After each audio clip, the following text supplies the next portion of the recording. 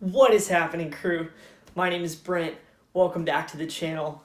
Here to talk to you today about another big pillar of blockchain here on the Blockchain 5 series. I could argue for all of them being the most important, including this one. This is huge. Immutability. Why is immutability huge? Well,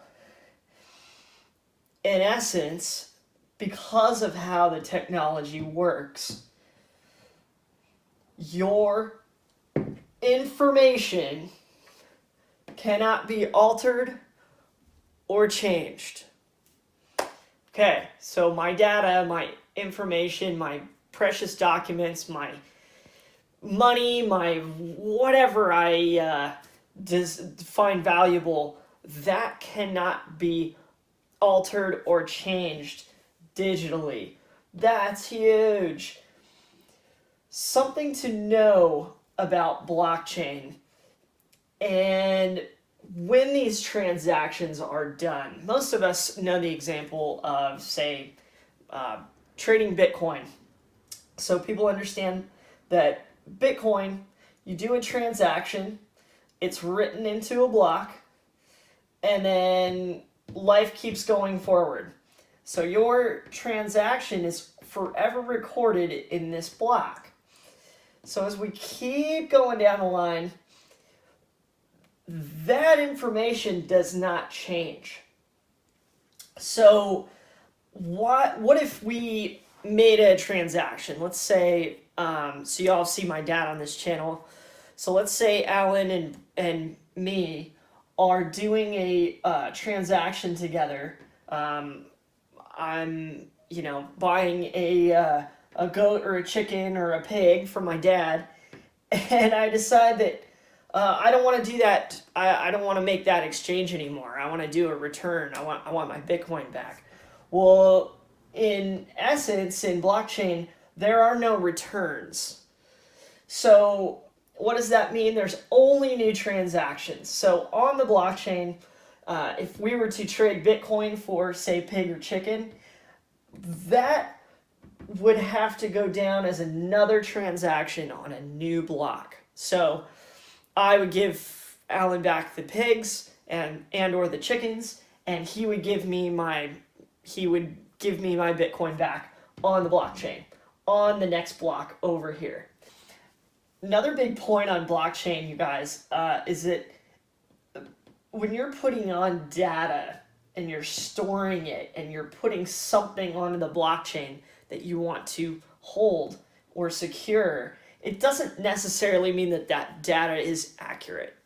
And so, again, something that you might have to later down the road correct and resubmit data onto the blockchain is being like, hey, I got a number wrong on my title to my house or my deed, and so I need to put a new copy of a new improved copy onto the blockchain later on. So good stuff on that. How it all works and how the blockchain works is through consensus, which is all of us or the nodes essentially that are running the blockchain, and they're verifying transactions to make sure that those transactions are accurate. So, and then hash function, which we will get more into when we talk about cryptography, is really how these blocks and their data communicate with each other. And this part of it is the immutability. It is the, if you change block number 2 here,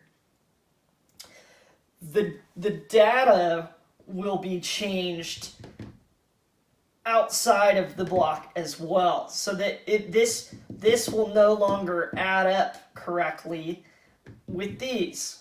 This will all look differently on, say, the block that I submit, because I tried altering some number 2 block or some 3 block or wherever down the line. And the rest of the nodes are going to say, no, that's inaccurate, because our timeline reads streamline the way it's all supposed to. And we'll get more into things of that nature regarding 51% attacks and things that could possibly compromise that in the future. And just to properly hammer down the point of immutability and why it's so important, irreversibility, think in terms of all of these things, okay? So your data, your money, the deeds or titles to your property, vehicles, etc., your medical records, any smart contracts that you have out there, any regular contracts that you've been able to process digitally, legal documentation, and NFTs. And again, everybody, we're not just thinking about art, NFTs, non-fungible tokens. We're also thinking about anything that's not tradable one-to-one that can be written onto the blockchain or added to the blockchain. So NFTs, it spans a huge expanse of different things that are going to one day be able to be exchanged or shown or presented digitally. So this is a lot bigger than just kind of the basics, like what we know about it so far regarding art and music, etc. NFTs are going to be huge, guys. So all these things, if you are the owner of these things, do you want some third party that you've put these things on their server? Some third party tells you that, sorry, Mr. Staple, you're not able to access your medical records. You have to get authorization to do that.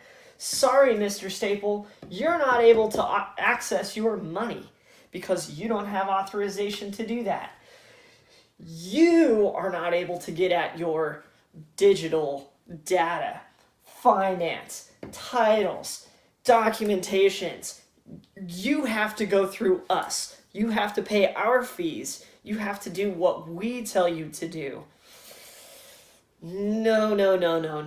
That's why we talk about the blockchain 5. That's why blockchain is and will be important into the future.